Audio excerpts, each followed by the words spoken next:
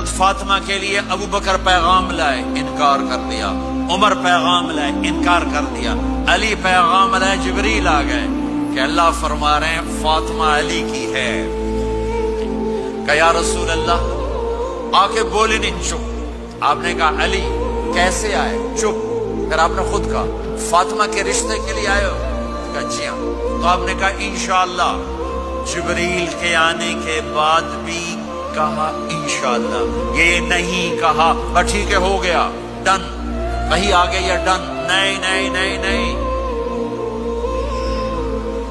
آپ اٹھ کے گھر چلے گئے، علی باہر نکل گئے، باہر صحابہ کھڑے تھے، کہنے لگے کیا ہوا؟ علی کہنے لگے انکار ہو گیا۔ وہ کہنے لگے کیسے؟ تو کچھ کہا ہی نہیں۔ عبد الرحمن بن عوف کہنے لگے کچھ کہا تھا؟ کہا انشاءاللہ کہا تھا۔ کہا بس پھر ہو گیا، ہو گیا۔ یہ انشاءاللہ کیوں کہا؟ ہاں کیوں نہیں کی؟ آپ گھر گئے، کس کو بلا رہے؟ فاطمہ۔ کون؟ جنت کی عورتوں کی سردار، حسن حسین کی ماں۔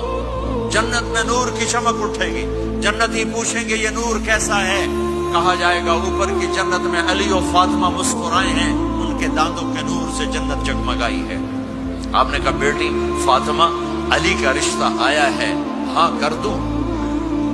اللہ اکبر، اللہ اکبر۔ کیا فاطمہ نے انکار کرنا تھا؟ کیا فاطمہ نے انکار کرنا تھا؟ بیٹی علی کا رشتہ آیا ہے، ہاں کر دوں؟ بیٹی فاطمہ ہو، رشتہ علی کا آیا ہو، اوپر سے جبریل آ چکا ہو، باپ محمد مصطفیٰ صلی اللہ علیہ وسلم ہو، اور پھر وہ جا کے پوچھیں ہاں کر دوں؟ ارے بھائیو، مجھے نہیں پتا یہاں معاشرت کتنی کو بدلی ہے، لیکن ہمارے ہاں بیٹیوں سے نہیں پوچھا جاتا، اور دیہاتوں میں بچوں سے بھی نہیں پوچھا جاتا، بات تیرا کار دیتا ہے ہن بھامے تو من یا نہ من۔ تمہاری بیٹی کا حق ہے کہ وہ کہے میں کروں گی، میں نہیں کروں گی۔ تمہارے بیٹے کا حق ہے وہ کہے میں کرتا ہوں، میں نہیں کرتا۔ اللہ کے واسطے ماں باپ سے کہتا ہوں جبر مت کرو، جبر مت کرو۔